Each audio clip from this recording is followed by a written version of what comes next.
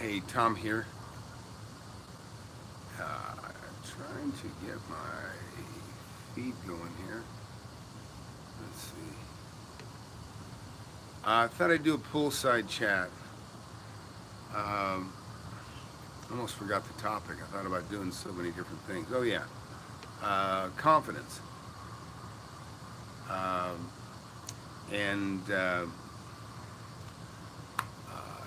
just some of the rewards of confidence, and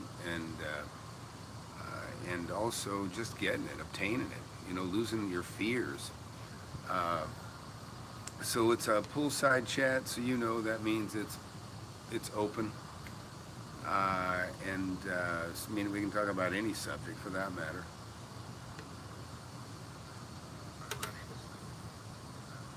And I have not been active lately. Hey, good to see somebody getting on. So I haven't been very active lately, as you guys know. I mean, here and there I've been popping up and showing you guys, you know, whatever current deal I may have at the moment. But it's a good thing. I've been busy. I've been making money. Uh, I got the app done and I got that out. I was actually a little bit disappointed in the response. I didn't see as many people jumping on that as I had hoped. It took a little while to get to, I think, 1,000 downloads or whatever it was. Uh, but I'm told I'm being a little impatient. That I'm told my channel is actually growing fairly quickly. Not that that's the main point. Like I said from the very beginning, the main thing I want to do is I'm making these videos so that I have 4 kids. In fact, it's wonderful. I just picked up my one of my daughters, my second oldest, from the airport today in college. So I have 2 girls here, and I got my boys. They're 14. They're twins. But the whole purpose of the blog was to inform my kids, show them how to make money. Alzheimer's runs in my family. It killed my father, killed my grandmother. Me and my dad lived together, took care of my grandma for a while, and I watched her go from fairly you know bright and sharp to gone, mind gone. And boy, she lived a long time after that. It really was not pretty. And my dad went downhill rather quickly, but he was gentle, timid guy. He was real nice. I mean, in other words, that Alzheimer's can take you into a whole different stratosphere of anger and weird stuff. But fortunately, my dad was just a gentle man, and he became a character of himself. And in fact, he was so gentle that when I go in, I get in close to look at his eyes, to talk to him. And when he was really starting to go downhill, and when I got in close to him, his lips would pucker up to give me a kiss. He was so sweet, sweetest man ever. And all I ever try to be is I try to be as good a father as I can be, and that's my number one goal. And anyways, so, but enough of that. We're going to talk about making money, talk about persistence, talk about uh, and confidence, and how you get it. And I had a couple visitors see me this last week from San Diego, a couple of younger than me guys, and we had a lot of good conversations. We talked about things, a lot of different things. But tell me what's on your mind. We can talk about making money. I can tell you inspirational stories. Tales of persistence. But I kind of was getting a kick out of just thinking about confidence and money, women, cars. When I was young, that's all I cared about was making money, women, and cars. That's pretty much my priority. That was about in the order of it, right? Number one, I wanted money because I've been poor. I didn't want to be poor. Like as a kid, my family struggled, and but really, I feel like I've been cruising since 19 years old. I've kept my overhead low, so my needs for money were not very great. I ate out quite a bit, and I would enjoy my vacations, although I did work my ass off for a very long time.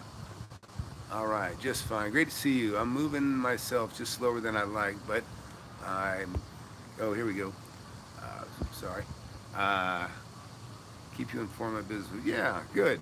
So here, got one announcement for you, Jess. I'm glad you're watching. So look, the app. That I told you guys all along, the app was free, and it would be free till the first 1,000 downloads hit that, and then I actually put a price on the iOS version, And but I've actually took it back down to just 99 cents now. I feel like I'm cheating you if I don't charge you something for it. It costs me tens of thousands of dollars to make these apps, and I've spent hundreds of thousands of dollars on other apps, part of stuff I invest in.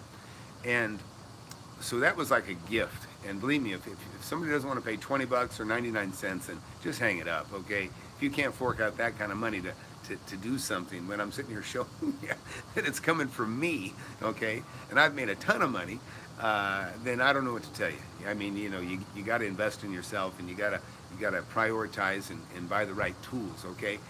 And I'm not even saying it's the greatest tool in the world. The main tool is right here. And I don't mean me, I mean you. I mean, you got to rely on yourself. Nobody cares about you making money. I mean, if you got a wife or you got people that depend on you, they care, okay? But really, in general, nobody outside your immediate family or the people that are immediately close to you, nobody cares whether you make money or not, okay? Nobody's going to do it for you. Don't look for a partner to make you rich. Don't look for a partner to keep you motivated.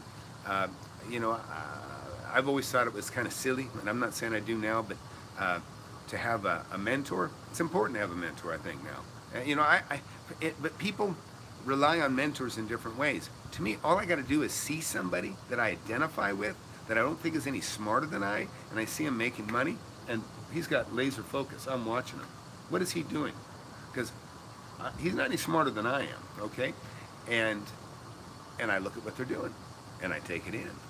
And that's what you need to do right now.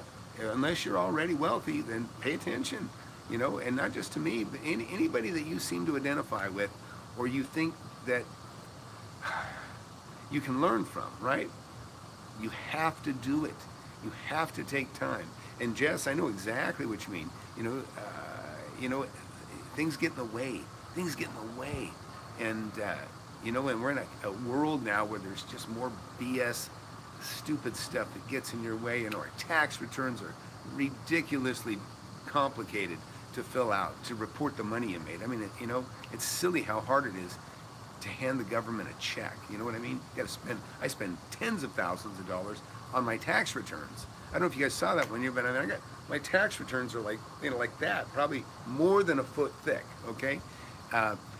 It's ridiculous. It's ridiculous. They create an industry, of people to just do our taxes now. And it costs money to report and give our money. It's just too much work, But we have to do it. But those things get in the way. They get in the way. And, I don't even like the fact that, these recycled trash cans, separating, the two. Some of my commercial buildings, then we would fill out a report, or my managers fill out a report at the end of the year saying, like, we're supposed to explain to everybody in the building that a recycled trash can means, plastics, and that a filled trash can, and already splattered all over the front of these things, what you're supposed to put inside them. But I'm supposed to send out a memo and tell everybody what's already written on the front of these damn things. So this make-work government just pisses me off, but it's another thing that gets in the way of making money. I got to take time to screw with that stuff, or pay somebody to screw with that stuff. And which, while we're on this subject, so take away this, number one, you can go get the app, the FlipAnything app. So go to the Apple Store, pay 99 cents, or don't. I don't care if you don't, just go, okay? But, or you can go get it free on the Android app. Now, I'm giving this away free, so, there's not a lot of instruction, but to be honest, it's very self-explanatory, and I have videos where I walk you through it. Watch the video. Don't ask me how to use it here, okay? It's just go watch the video. It's simple as can be. That's one thing you'll see about me. I keep it simple. I make it simple. I make it simple when I buy something. I say, I'll take it as is. I make it simple because when you make it simple for people that you're dealing with, when you're buying, you want to make it very simple. I'll take it as is. Everybody understands that, right? Or I'll buy it, and I'll buy it as is. I sell it as is. That means if it breaks, it's your problem, okay? If it breaks and I'm buying it, it's my problem. But those are the things you have to do to make it easy. So, so this is open mic, folks. You can ask any question you want that you think that I may be able to help you with, or share that, done a lot of stuff, bought tons of property, bought all kinds of property, and I continue to do so. But back to confidence. We were talking about. So when I was younger, I was shy. We moved about every year. I'd start into a school, like in the middle of the year. It was really horrible. My folks, my dad was in aircraft. He'd get laid off, and then he'd be back to work. So then I'd have to leave state to go find a job in another state. Very, very frustrating. But it shakes your confidence, and it shakes your confidence being poor sometimes. Your clothes are crappy and all that sort of thing. But once and for me, I dropped out of high school, and went to work, and making I think $6 an hour, and from there on, man, I was happy. Even at $6 an hour, I was high. I was high on life. In fact, I remember having several checks that I hadn't even cashed, and I remember my boss saying, "Hey, McKay, would you just, Tom, would you please cash your checks? Because I see you haven't, you haven't done anything with the money yet." And so to me, that was money in the bank, just not cashing my checks. So I would, but I guess what I'm getting at here is live within your means, and I always say I like to feel good, not look good. I really never have really worried so much about cars. I've never been car crazy. I've always had kind of a decent car. Of course, now I spent about $100,000 on the last car I just bought, but it's insignificant to the income that I have and what I have. But when I was younger, I'd have a $2,500 car was like a pretty nice car for me, and there's always a pickup because it was practical. I wanted something I could if I could work for somebody, I have the ability to be more useful and more valuable to somebody with a pickup. I can haul stuff away. You know what I mean? I have the business of the utility of the truck, and I believe that's what everybody should do. When you look at your car, what you're going to buy, if you're a salesman and you're going to take people around, then it makes sense. It has to be neat and clean. It doesn't always have to be the newest thing. But sometimes if you have to appear successful, I guess it could be important that way. But to me, as you see, I don't have the slickest production here. I just turn on the phone and just talk to you straight to the camera. No script, no nothing. That isn't already obvious. But it's because I have the confidence that I can take any question. There's nothing, I'm not trying to fool anybody. Obviously, I'm not trying to take your money. I don't have anything for sale, although I will. I'm going to put a book out here pretty soon. And it's basically a book that I wrote back in 1992. And you're going to love it. I'm having it just kind of brought back up to date. And I'm adding, because actually I know a lot more now than I do from 26 years ago. I thought I knew it all then, to be honest. I thought I knew it all back in 1992 about real estate. But I've actually know much more. But that's what time and experience gives you. It gives you those the ability to really feel like you can do anything. And and my goal for you guys and gals watching is, I want you to sink or swim. Okay, sink or swim. Don't just sit there and dog paddle, tread water, and do nothing. Okay, you got to take the bigger strokes, get across the pool, buy the property. You know what I mean? And if you fail doing so, but if you fail from a spot where you really have nothing, it doesn't matter if you sink. You're going to come back up, and you're going to do it again, and you're going to learn from whatever experience you had. Now, I don't believe in taking chances. I don't really take chances, so I don't want you to misunderstand. I'm not saying jump in a pool without knowing how to swim, but it's all boils down to you only buy it if it's worth more, right? I tell you all that all the time. Don't buy anything unless it's worth more. You can't get hurt that way. You cannot get hurt that way. So, look, I know we got some people watching. Yeah, I need an idea of who's watching. Tell me your ages. Just tell me your age. How old are you? And you can even say where you're from. It might help me help you.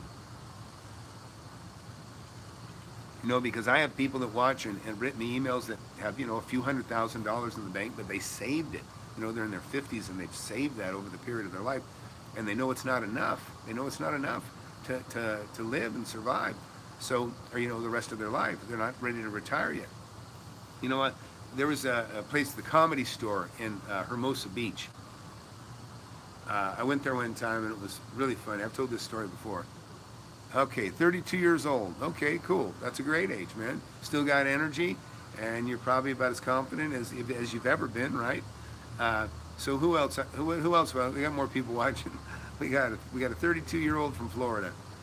I assume a man, since his name he's going by Skull. So I'm thinking so. But who else we got out there?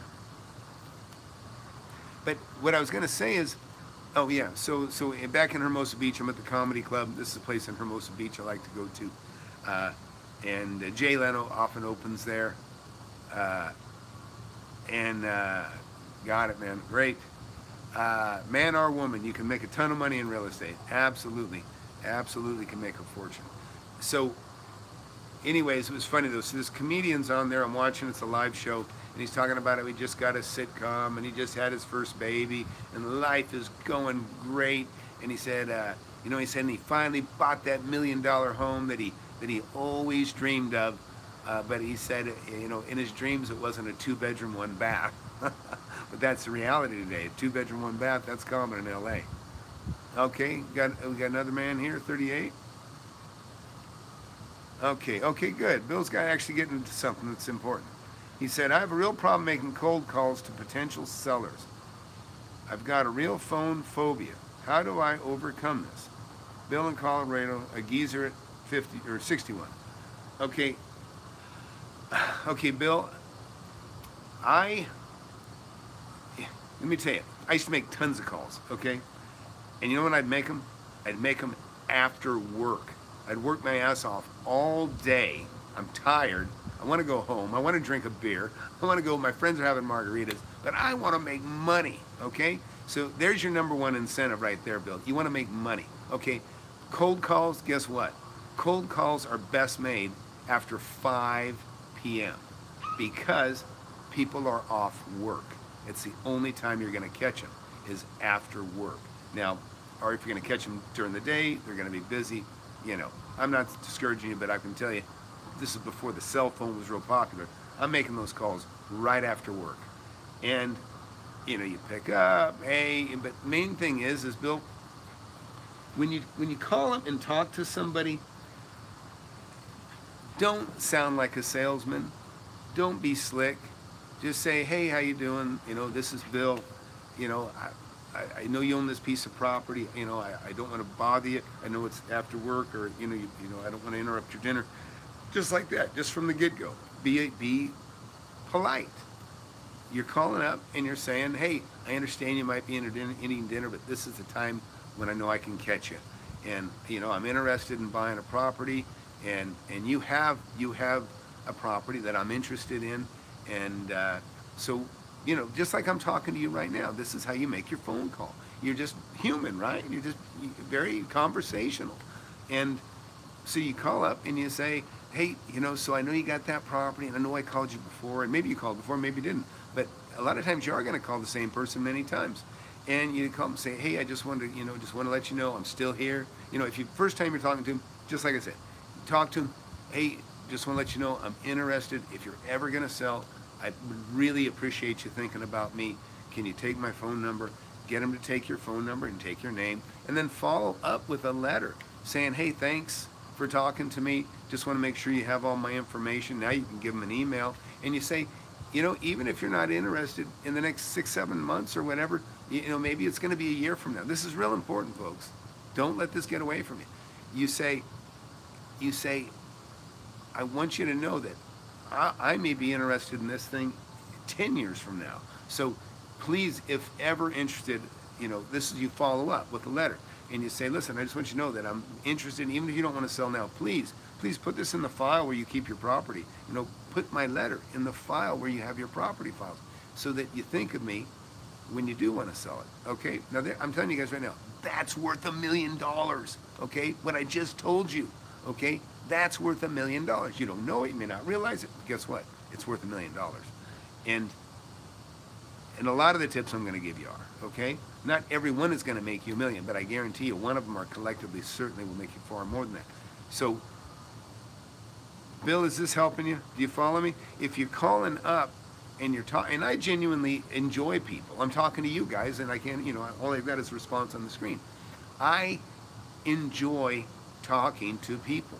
I enjoy people. I don't like a ton of employees, and I do have employees, and I like the ones that I got. But I enjoy talking to people, and and I enjoy learning from people, and I've learned a lot from all kinds of people. So I always give everybody the benefit of the doubt that they have something to offer when I talk to them. And if you listen good and you talk to them, and you're genuinely interested. Now you can't fake interest probably, or maybe some of you can, but you need to listen and just enjoy the conversation. And when you get off, say, all right, well, hey, think of me. If you ever want to sell, please think of me, and I'll send you a letter just so you have something to throw in your file. Okay, so I hope that helps you, Bill. But don't be afraid. Usually, and I have people that work for me that sell equipment. I have a big machine shop. I make specialized equipment. It's one of the businesses I own. And when somebody calls up specifically, if it's somebody new that works for me that doesn't know a lot about the product, I just tell them, say, hey, listen, if somebody calls up and asks you about that, don't act like it's the greatest thing on earth. Don't pretend, because you don't know. I tell them, you don't know. It is. I'll tell you that it is, but you don't know that. So when they call, you tell them, say, look, this is the one the boss likes. This is also the one that most people buy. Now, so when people call up, I don't care if they're asking about a hat, a pair of pants, or a big machine. When people are reassured while they're calling, that they want to be reassured that they're making a good decision, right? So when they call up, you say, yeah, well, that's the one that everybody else buys. That's what everybody seems to like the best. And I can tell you what people tell me about it, but I can't personally vouch for it because I don't have the experience with the product like I probably should. But I can tell you a little bit about it from other people's experience. Okay, so Bill said he's thanks, I'm the quiet type, ex-engineer. Yep, yeah, it's funny. Engineers, yeah, some are shy, for sure. And, but also when engineers get around each other, man, they chat. Boy, they talk. I have engineers that work for me. I have some awesome, super talented engineers. And when they go to trade shows and stuff, where we're on a joint project or things that we have, I try to get in between them and people that I don't want them to hear, because sometimes they talk too much. I know one engineer, he gave $1 billion, he gave basically $1 billion invention, basically, a system he created to control motors for motion. And but he's a super talented engineer. I won't name him by name, but he's worked on some spectacular movies that we all know, and I mean everybody in the world knows. But you know what? Somebody asked him the right questions when he was being interviewed on a magazine, and he just chatted up a storm. And engineers like to talk in detail, and he kind of said exactly how he did what he did, and informed the world. And there went whatever chance he might have had at a patent, But he still did well, and he's a great guy, and he's made plenty of money anyways. But again, so that's all on that, I guess. So what else? So we, I know we got more than just two people here, 34 and 61, 32, 30. We have 32, 38, 61. That's a pretty good span. It's a pretty good span. And so Bill probably, he's 61. He falls into that. You want to be more careful how you spend your money, because whatever money you have, you don't want to lose it. You're afraid to lose it, especially when you're 61. Because you don't have that many more years left to enjoy it, right? And then, and when you're 32, if depending on whether you have much or not, that's the beauty. I mean, believe me, I'm in my 50s now. I get tired, man. I'm tired. I only get about 5.5 hours sleep a night. But, I fall asleep. I go to the coffee shop. I go out and I fall asleep in my car sometimes for a half hour because I'm tired. And it's just age, I guess. I don't know. But thank God I can sleep. It's not, I don't have to crack the whip, or nobody's cracking the whip on me. But so anybody else here? Let's see. Okay. Oh, that makes sense. Oh, okay. Yeah. So Skull's saying, yeah. Your cold calls, you're gonna have much more success calling after 5. Like I said, because people are home. But and believe me, I would call from 5 to 9, 9:30, and you get mixed results, but when you're a nice guy, when you call, guess what? Most of my calls never were negative, never pissed off. I mean, there's nothing worse right now. My phone, I ignore it most of the time unless I recognize who's calling me, because half the time I pick it up and it's don't hang up, and it's a recording that pisses me off. Whatever happened to don't call, right? Whatever happened to don't call? That was a big thing for a while, and now it's like everybody's forgotten about it. Uh, so, all right, help me out, folks. What can I talk to? What can I tell you about? What can I talk to you about? The money, women, cars. One of my first emails was Mowoca, Mowoca. Mo was money, WO was women, and CA was cars. Money, women, cars. It's kind of my mantra, okay? A mantra is, if you don't know what a mantra is, if you ever meditate, they will assign you a mantra. And that's basically something that you would repeat over and over in your head to relax. But I had like a walking mantra, and it was Mowoca. Money, women, cars. That's really all I cared about when I was younger. I wanted to make money, and I wanted a girlfriend, and I had a bunch of them, but I never, I didn't have, I was so busy working. I wasn't the greatest guy to be around, to be honest. I was very hardworking and not always the funnest to be around, I would have to say. But because I worked too much. Okay, what do we got here? All right. John wrote, Tom, if you were moving to a new city, where would you begin to start learning values and making deals and moving soon? And am great at saving my money, but find I'm hesitant to jump on something. Thanks. Okay. Well, okay, John, it's probably good that you're hesitant. And what I think you'll find out is that okay, it's good to be hesitant, okay? But not always. And if you guys already know, it rings through my mind forever. About 25 years ago, I had an opportunity to buy about a $500,000 beach house for $250,000 owner finance. And I didn't know it was a deal when I heard it. She said, I'll sell it to you for $250,000. I waited a week to call her back. And as soon as I called her back, I said, hey, I'll take it. And she said, this is how she answered the phone. She said, he who hesitates gets left at the starting gate. And as soon as I heard that, I knew this deal was gone. And it was. She said, I just talked to an agent, and he told me that if he couldn't sell it in 2 weeks for $420,000, then he would buy it himself from her. Okay, so let me get to John's question here, then I'll go to the next. I'm glad. Hey, Tony, glad to see you here. So he said, where would you start? Okay, look, for beginning, you said you're moving to a new city. So number one, you got to decide where you're going to live, right? So maybe you already know, you probably know where you're going to work, assuming you're going to work. You want to live probably near your work. So, get on Zillow and start looking at prices. That's probably going to determine where you live, whether you rent or whatever.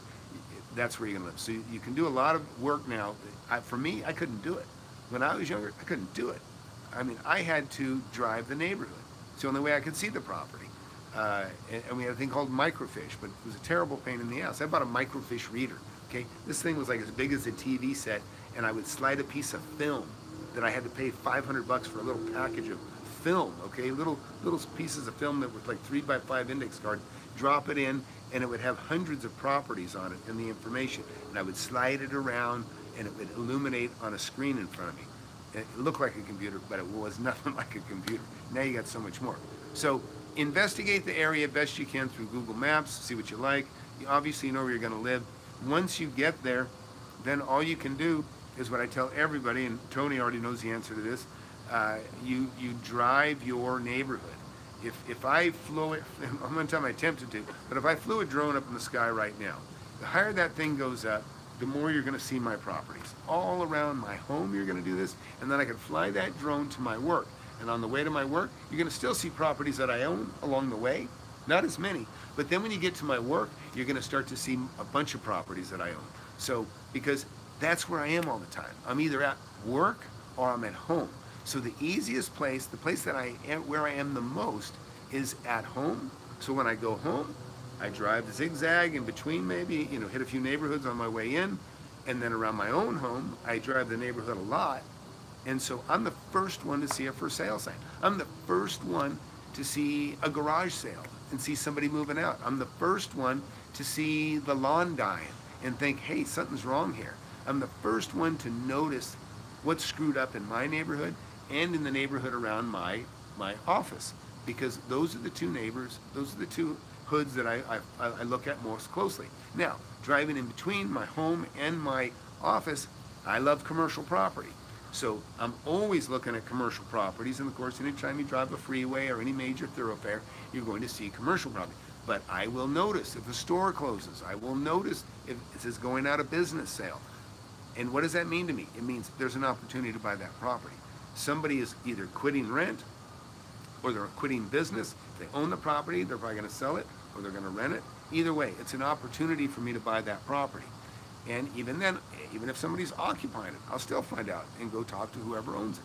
So that is a part of my persistence. It's a huge part of my success, is I go a little deeper and I ask and I move forward and I knock on the door and I make the phone call and I call back again and I send a letter, all that stuff.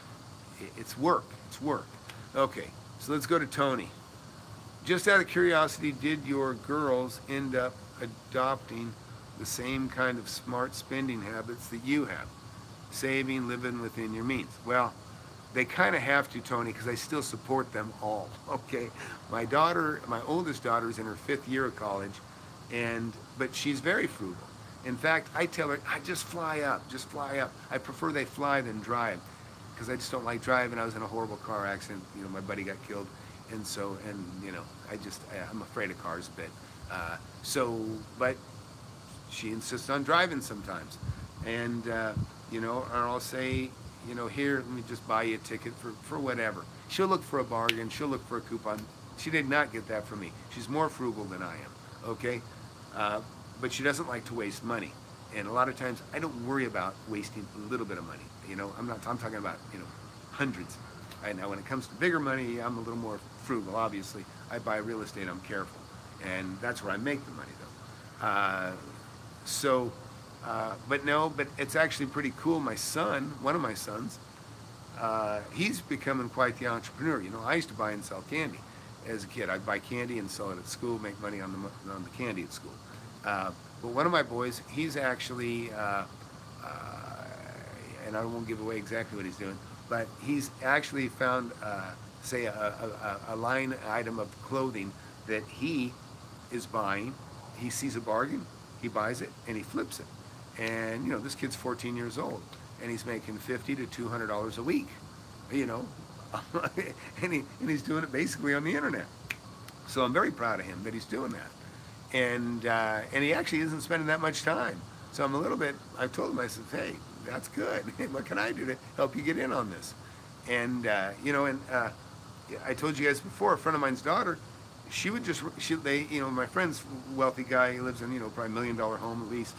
And his daughter runs the neighborhood garage sales around there, and she'll pick up shoes and purses that are valuable. She knows fashion. She knows what's valuable. And she'll buy it. And then she'll just put that item on eBay and make $50 on a purse. And so, there's a lot of ways to make money. There's a lot of ways to make money. So let's see, John. All right. Okay. So yeah, John, good. I'm glad you're motivated a bit there. You can make money anywhere. And it's funny. Sometimes when you go in to a new community, you got a different set of eyes. You got a different attitude. You may go in and do things completely differently than everybody else there would or does. Like I say, some people won't knock on a door and say, hey, how's it going? You know what I mean? But, and I was explaining to friends. That's one thing, okay. Also, and I'm getting off subject here a little bit, but meeting people, being shy, it's tough to meet girls, and I have some friends that are, my age, and they still have a tough time. And I talk to them, I say, man, look, and I might even demonstrate to them, look, and I'll walk over, I'm in Starbucks or something, and they'll see a girl that they're afraid to even say hello to. And I'll go over and I'll say, hey, I like your shoes, and they'll go, oh, thanks. If you can, like attracts like. I don't know if that's a Tony Robbins thing. I read Tony Robbins stuff too. And I've read tons of stuff before Tony Robbins ever was born, or not born, but before he ever was hawking his books. And most of his stuff is basically the same stuff that's been said before by others, and that's fine. He has a great way of delivering it and making people identify with it. Uh, but main thing is, here's a real simple analogy. If you don't buy a ticket, you can't win the lottery, right? If you don't buy a ticket, you can't win the lottery. And so, my analogy of that is, if you don't do something, nothing's going to happen, right? If you don't do anything, it's a guarantee nothing's going to happen, you know? And so and I don't like to say chance, because I really don't feel like I take a chance. When I buy something, I do not feel like I'm taking a chance, because I know what I'm looking at. I know that this is worth more than I'm paying for it. In fact, I'd be foolish not to buy. That's how most of the things I buy. I would be a fool not to step forward and buy. And that comes from kidneys, right? No, I mean brains. If you know it's worth more, and I mean no, it's worth more, then it's simple. You just buy it. And I used this analogy before with you guys, or example. It's like when you go to look for a car. You go to look for a car, you're trying to get the best deal. Well, after you look at 10 different cars, used or new or whatever, you get an idea where, okay, well, this is the bottom line. This is as cheap as it's going to get right here. And got a moth messing with my screen. So you spend all this time to buy this car. You look at different colors, you look at, different options, electric seats, leather seats, all these different things. So pretty soon you know what the car you want is worth with the leather seats. You know what the car you want is worth with, whatever, extras it might be, turbocharged or otherwise.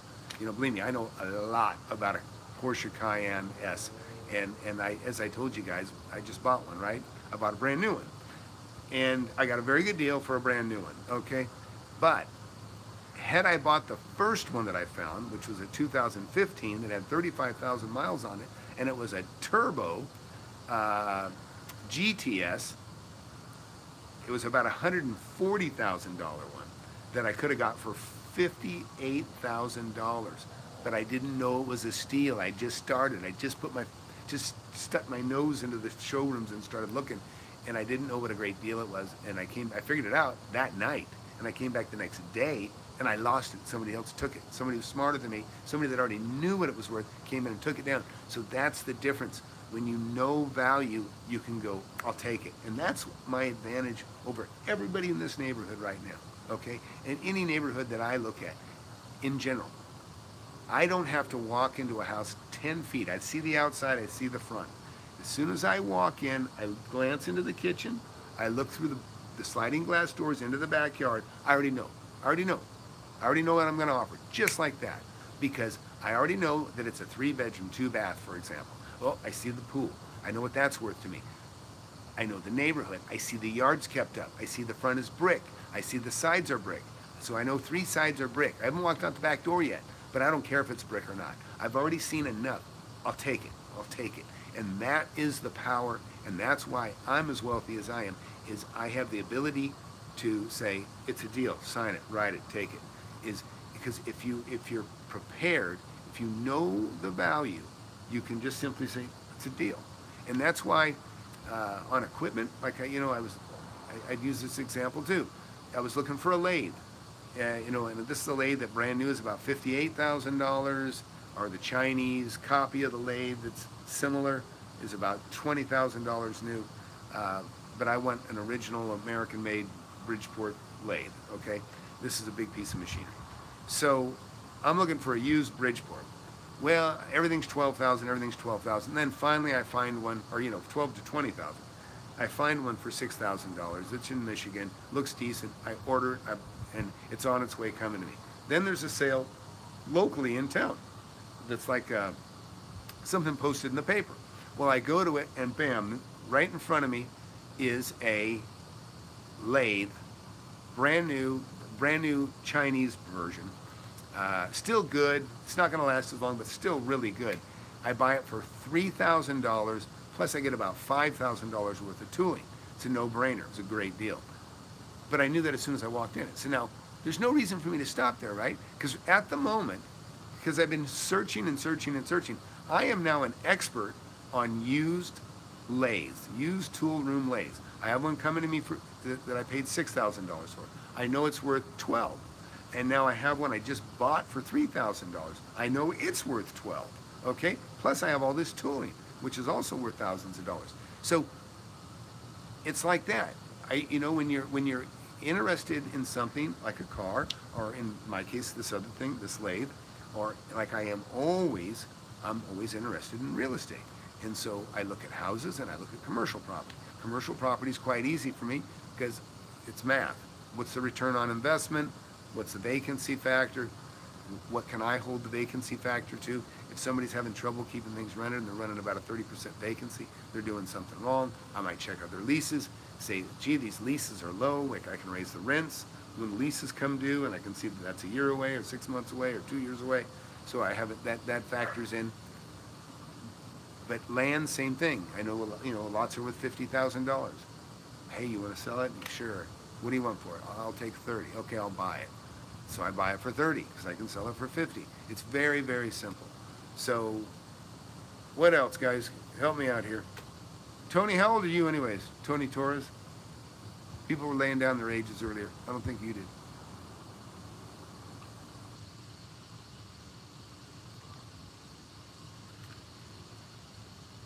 Okay, John, great. Recently talked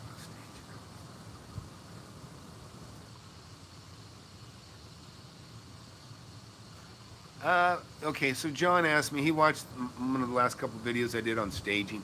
I got a house I paid $105,000. I put it on the market. Actually, I didn't put it on the MLS, but it's out on the market for $585. And this time what I did is, I was thinking about just selling it rough, but instead I probably spent about 30, 40, I don't even know, I haven't even added it up yet, but maybe even $50,000, probably 50. And I put in new granite countertops, and I'm actually repainting the cabinets now. I decided I wanted to make it even nicer. But I carpeted it and all this other stuff, and some of the rooms are a little bit funky, so what I did is I staged it. Now, if you don't know what that means, watch my last staging video. But basically, I had somebody come in with good taste, good eye for color, and she made the bedroom look like a bedroom, and the living room look like an awesome living room, put a little bar in the corner. In other words, she furnished it. She made it look beautiful, like somebody lives there. She even got, soap on the counters and towels in the bathrooms, and it really, really looks great. It's funny, if you touch the bed, it'll fly across the room. It's just a balloon. It's a balloon with a quilt over it. But so John's question was, he said, does this apply to lots? Okay, yes, it does. And I'll tell you how. If I'm going to turn a lot, before I turn it, I like to define the corners so they can see exactly. So, and if it's got real tall grass, or if it's got trees with a bunch of dead limbs, I'm going to go in there, I'm going to cut all the dead wood out of those trees. If there's a garbage tree, I'm going to cut that thing down and cut it up, and I'm going to mow the lot, and I'm going to make sure that the corners are visible, so it's very easy to see the defined area that you have. So that is a form of staging. So I'm going to clear the lot, I'm going to define the corners, and I'm going to get rid of anything ugly. Wood, debris, somebody's dumped a mattress on there, that's not going to stay there. And there's all kinds of crap like that, that you'll encounter stuff like that. So, yeah, and as much as cleaning it, even an old house, if I'm going to flip a property that I'm not going to fix up, you can bet I'm going to have that thing scrubbed as clean as it possibly can be. And those windows, number one, those windows, they're going to be cleaned perfectly. And if there's paint on a window, any old paint, any old paint, I'm going to have the window scraped. You can get a real nice scraper. It's kind of a blade at an angle with a long handle, and you get those at Home Depot or whatever. But make sure the windows look beautiful. A lot of times, guys, don't fall into the fixer-upper game. It is really not that easy. It's not that fun. If you can really steal it, sometimes it's worth it. And you see me doing it. I'm doing it, obviously. But it can be a real trap. If you don't have a lot of money, or if you don't, you can go in there and you put in a new dishwasher, and all of a sudden everything looks ridiculously old next to your new dishwasher. You can put new countertops on, then all of a sudden the cabinets look like crap. Where if you left the old Formica and the old, you maybe paint the cabinets, but to be honest, they kind of age together, and so the best alternative to putting money in is just make everything spotlessly clean, caulk all the cracks around the counters, just fill anything that's a crack anywhere, just fill it with caulking or spackle or whatever. Just get rid of every hole, every crack, paint it. And like, have you ever gone into like an old house, or maybe it's a house that's an old it's a restaurant now, but you're going in, you're like using a bathroom that used to be a house or something. Well, I'm always impressed when like the counter's super clean. It might have this weird old tile on the floor, old cast iron tub, but the tile was much better job then, because they used to float it with lath and plaster.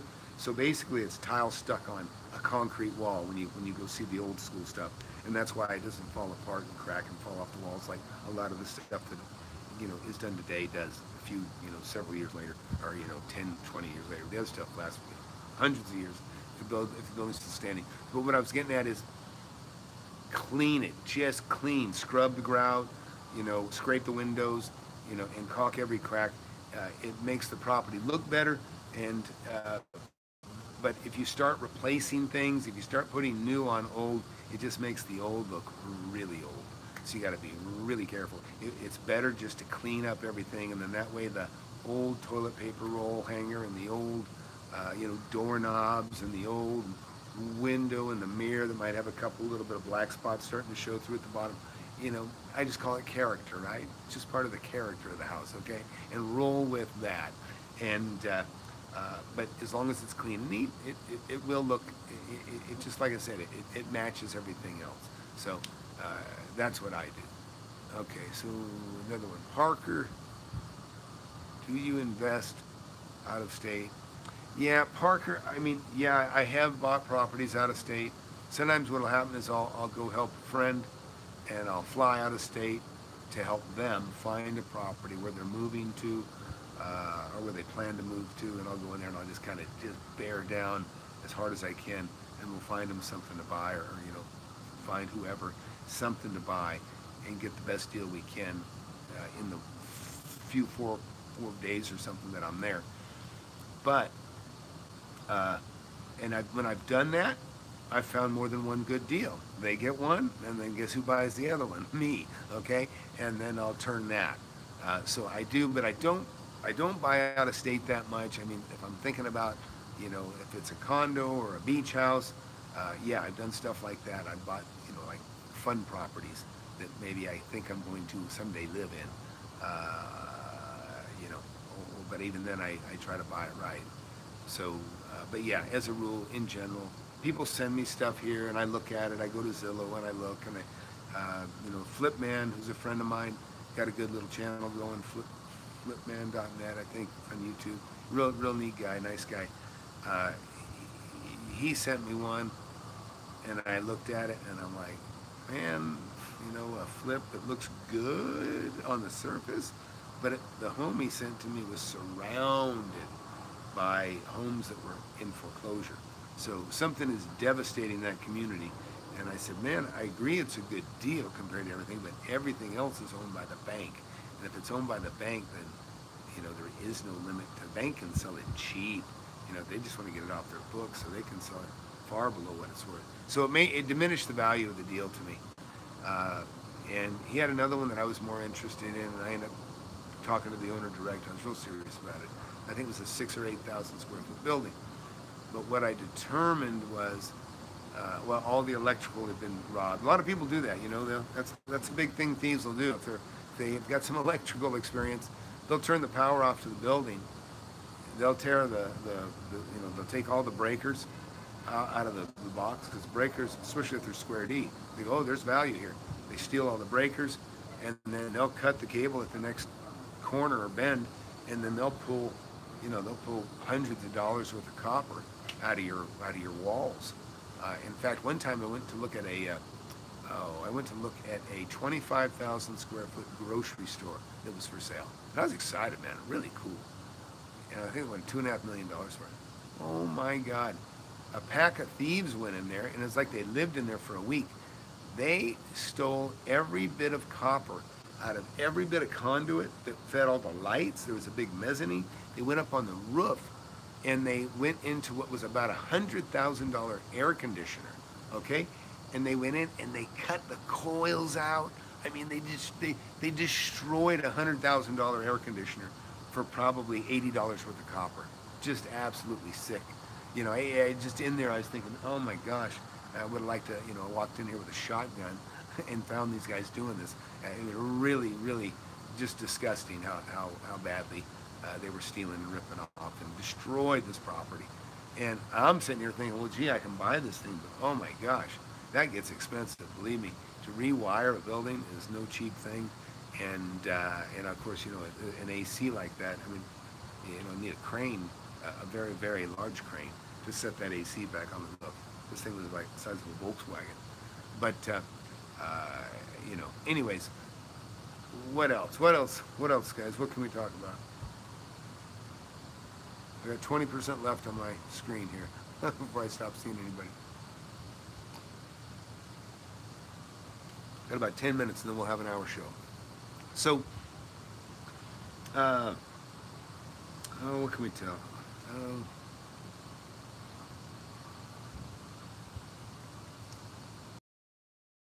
Okay. Can I talk about the machine shop? Well, man, I got to kind of stick to real estate for the most part, but I can tell you a little bit. In as much as the deals that I look for, you know, you can make money buying and selling anything. That's why I say flip anything, right? I bought and flipped a fire truck and made money, $20,000 on a fire truck. You know, the scissor lift I bought. I showed you guys the scissor lift I bought early in the program when I first started the thing. You know, you go into Craigslist and just go sort by the most, you know, go to tools and then go highest to lowest, because that's where you're going to make the most money. And I tell you, there's more money made on used everything. That's where the money is. New, it's simple. You buy it new, you very quickly find the bottom, because whoever that you're buying it from, they paid, you know, wholesale price, and you know the difference is more, you know, not a lot of margin. So, but when you buy used, I mean, you go into a thrift store. Actually, I went into a thrift store not too long ago. We were having a Cuban party, right? And so we made like a mock kind of a Cuban sky behind on the wall so we could take pictures of people. We had Cuban cigars and hats, and I ran down to the thrift store wanting to buy some, like, you know, Hawaiian shirts, like we're in Havana, you know. And so I started seeing, God dang, you know, I'm seeing shirts and names that I recognize are, you know, $60, $70 shirts for $7, $8, second hand at a thrift shop. And I'll tell you right now, you guys, anybody that's clothing themselves, listen, I bought a couple pair of pants. I bought a couple